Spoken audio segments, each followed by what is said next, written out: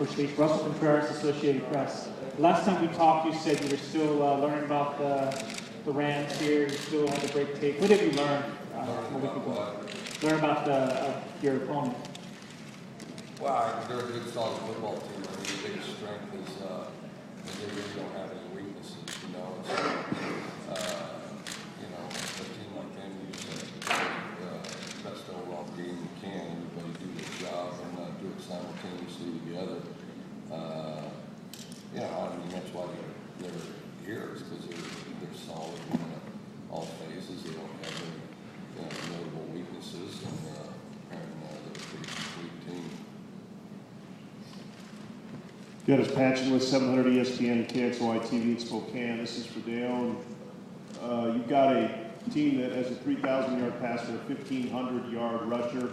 What kind of problems does that cause for a defense when they're so balanced?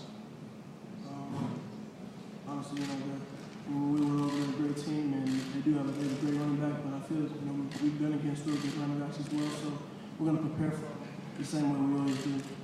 Coach, he harps on consistency, and that's what we're going to do. We're going to, no matter who we go against, we're going to prepare for them the same way, no matter who they are, and no matter who we're playing. Deone, a lot of Jacob Thorpe, spokesman review. A lot has been made about how the Pac-12 is so deep this year, and it's one of the toughest the conferences has ever been. Playing in the first game, do you feel like in some ways you're carrying the banner for the conference as well as for Washington State? Honestly, as a team, we're just kind of focused on ourselves. We just feel we just want to go out there and we want to represent the Pac-12, but also our school as best as we possibly can. And I feel that's what we're going to do. And then Elliott, you've spoken a lot about this year about the senior class's legacy, what it's leaving behind, having gotten the team back to a bowl game. How much of that legacy is going to be determined not only what happens in this game, but in the next few years?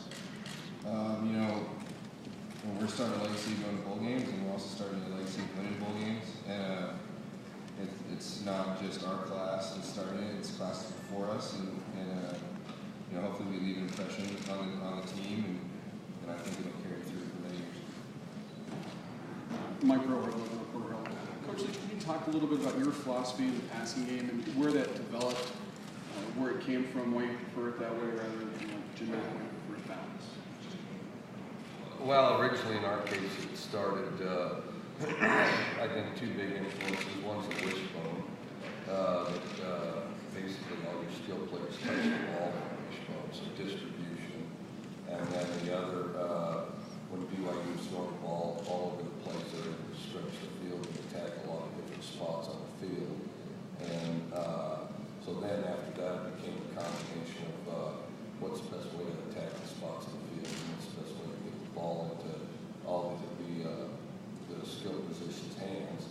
And then at some point you select plays and develop your skills around them. And and then I guess why not do it like the wishbone? I guess the distribution I liked a lot. The distinction in my case was I felt like we could be downfield a little better. The wishbone's a better down the field offense, and people give it credit for. It's not just the line of scrimmage, because as you're going through the triple option, you're layering the defense up, and so it is downfield more than people are inclined to think of it as. But then I think within that kind of 30-yard radius, sideline to sideline, I just felt like throwing it, you could attack more targets quickly. And then for the players, can you talk about just the different contrast of styles for the teams? Because this makes this a very interesting game in your mind. Can you repeat it again? Just the contrast of styles of the two teams, does it make it an interesting matchup in your minds? I feel it does. I've always said that, Colorado State, they're a very balanced team. Like Coach said, they don't have many weaknesses. And as far as our offense goes, we're fast and I feel we're sound. So I think it's going to be a great matchup. Elliott, Mark Smith, Albuquerque Journal. We spoke earlier this week. One of the things you said is that you guys were treating this like a business trip. Wanted to have a good time, but make sure that the focus was on the game. After a few days out here, do you think that you guys have kept that focus? And has it been a little more difficult, especially for you as a team leader, to keep everybody's minds on the game while still balancing and having a pretty good time out here? I think everyone's done a good job of staying focused during football time. Obviously we're just worried about ourselves and winning this game, and we're enjoying the events and all that stuff. But when it is time to practice or have meetings, we've been focused and done a good job of that. Has it felt different than a regular game? Oh yeah, it's different because you're coming down early and you have to go to different events and stuff like that. And so yeah, it's different, but it's just something we have to deal with, and it takes a little extra focus as well. Keller Lyle with Fort Collins, Colorado. Deone, are there any teams you guys have played this year that you kind of see similarities with Colorado State that maybe you kind of zero in a little, we did this against this team, or that they remind you of anybody you've gone against? As far as the balance goes, I would say probably coming over to Stanford. Stanford, they're also a very balanced team, even though Stanford, they're a powerhouse, really big guys. I just feel like as far as comparison goes, I feel Colorado State and Stanford are pretty balanced teams. So off the top of my head, definitely Stanford. Any other questions? Howard Stahl with Sports Press Northwest, 1,000 other people. Deone, what was your reaction when you heard about Tony's academic problems and that he was leaving, and then your reaction when he came back, the whole defense's reaction, I guess?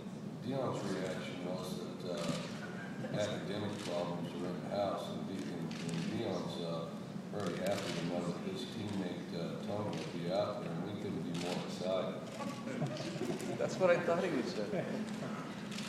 Hi, Coach Jessica McIntyre, Washington State Radio, IMG Radio Network. I'm just wondering, since altitude was mentioned before, if you're in a fourth down situation and you have your kicker galore and Andrew Fernie, you might be more likely to let him rip it. I lost the last part of it. Andrew Fernie. If you're in fourth down and long situation, Andrew Fernie's in a maybe personal best category of length, would you let him go for it? Be more likely in his altitude. Well, he's really got quite a bit of range, if I understand the question. He's got quite a bit of range, and so Fernie does give you a little bit of confidence as far as going out there and kicking the ball. I mean, I can't remember what his issue is, something like 56, and he has a 62-yard career best, so he's got a little range to him. Last year he hit a 62-yard. So yes, the altitude maybe? Would it Oh, affect the your altitude. decision? Yeah, I didn't hear the altitude. Yeah, altitude. Yeah, we'll try it from 75 or something. Anything else? It's for Deone. Deone, you've been setting an example with tackles. You're leading Pac-12. What does this mean to you throughout your career here to finally get to this point, to this bowl game, even though you've been leading as an example for the team? Personally, individual stats don't really mean anything to me. It doesn't really matter what I do. I just want to be the best player I can be for the team. That's first and foremost. And being here is just an honor and a blessing. I'm happy to be here to share this experience with my teammates and my coaches, and I couldn't ask for anything more. Okay, thank you, Coach. Thank you, players. Thank you.